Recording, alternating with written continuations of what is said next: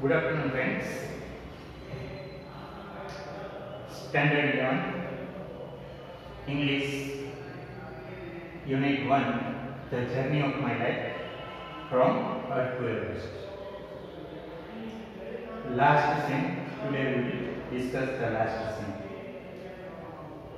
In the previous video, we studied how Arunima was thrown out of the speeding train and she lost her left leg.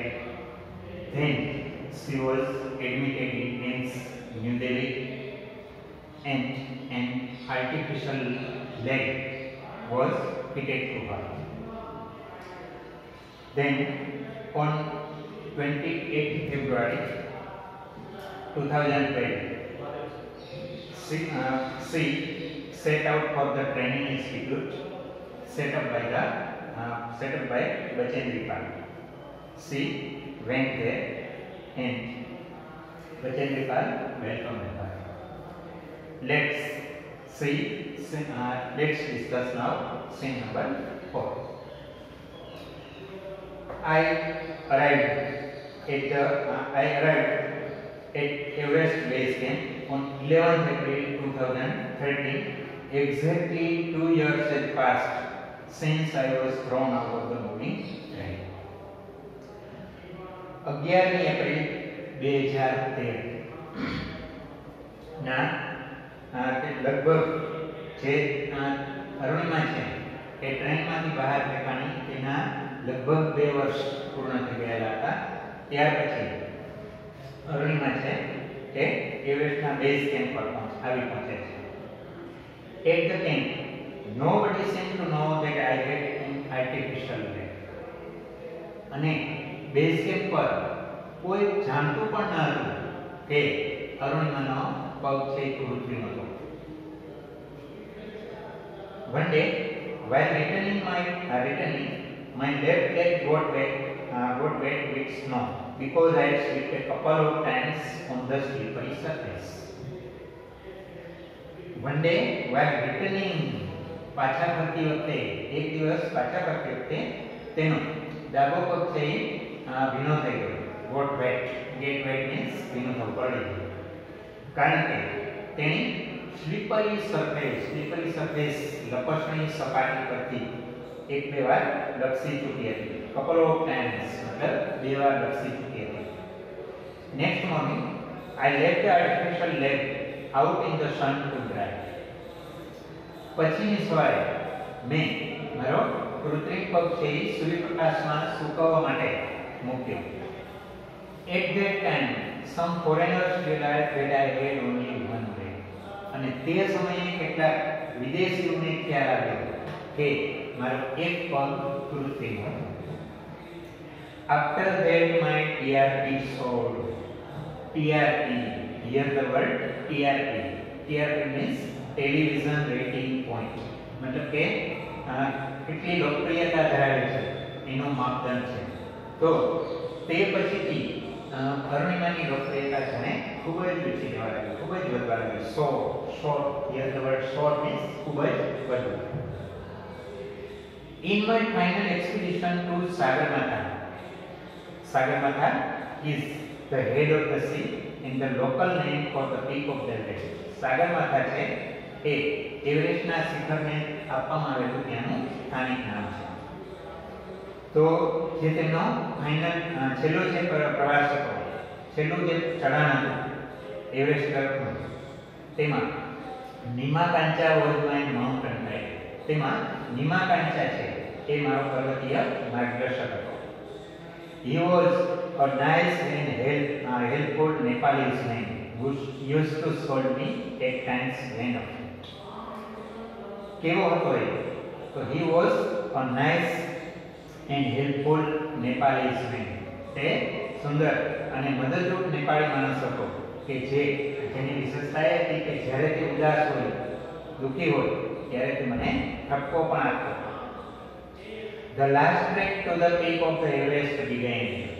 અને Everest શિખર પરનો જે છેલ્લું ચઢાણ શરૂ થયું, છેલ્લો ટ્રેક શરૂ થયો, રસ્તો શરૂ થયો. It was a very dangerous narrow path. અને કેવો હતો એ રસ્તો? It was A very dangerous, તો ભયજનક અને સાંકડો રસ્તો હતો. I slipped and fell once. Even my oxygen was running out. અને અરુણિમા એકવાર સ્લિપ એન્ડ ફેલ, લપસી પડી અને નીચે પડી ગઈ. Even my oxygen was running out, અને તેનો ઓક્સિજન પણ હવે ખૂટી રહ્યો હતો. I was struggling with my paining leg, અને હું મારા દુખતા પગ સાથે સ્ટ્રગલિંગ ઝઝૂમતી હતી. My Sherpa said I must quit, અને મારા શેરપા કહેતો હતો કે મારે હવે ક્વિટ મતલબ છોડી દેવું જોઈએ, હવે મારે એ છોડી દેવું જોઈએ, પ્રયત્ન છોડી દેવો જોઈએ. But I knew there was no going back, પણ હું જાણતી હતી કે મારે હવે પાછા જવાનું નહોતું.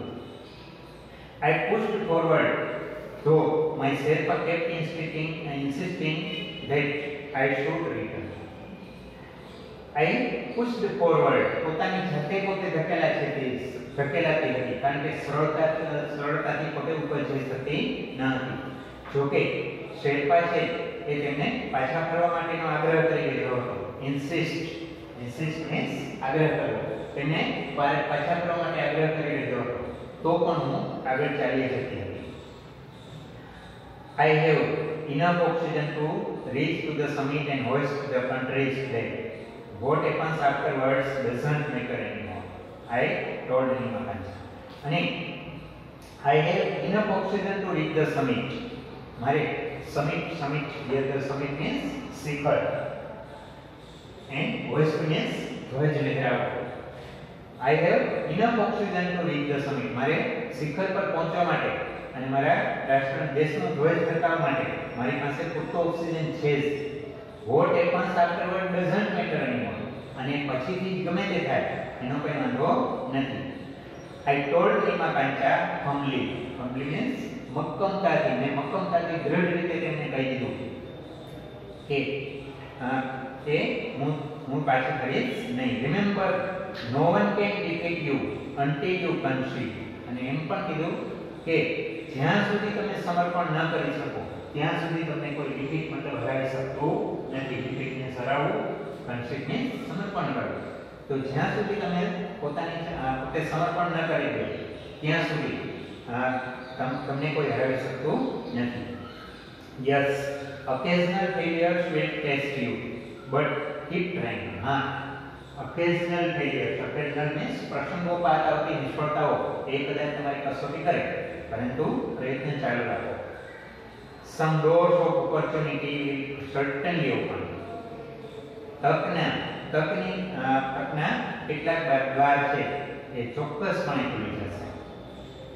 Then I could see him following me even as I continued to drag myself to the top. અને હું મારી જાતે ટોચ તરફ ઘસડાતી જતી હતી, મારી જાતને ઘસડીને લઈ જતી હતી, ત્યારે મેં તેમને મારી પાછળ આવતો જોયો. The drag continued till it finally happened. Here the word drag.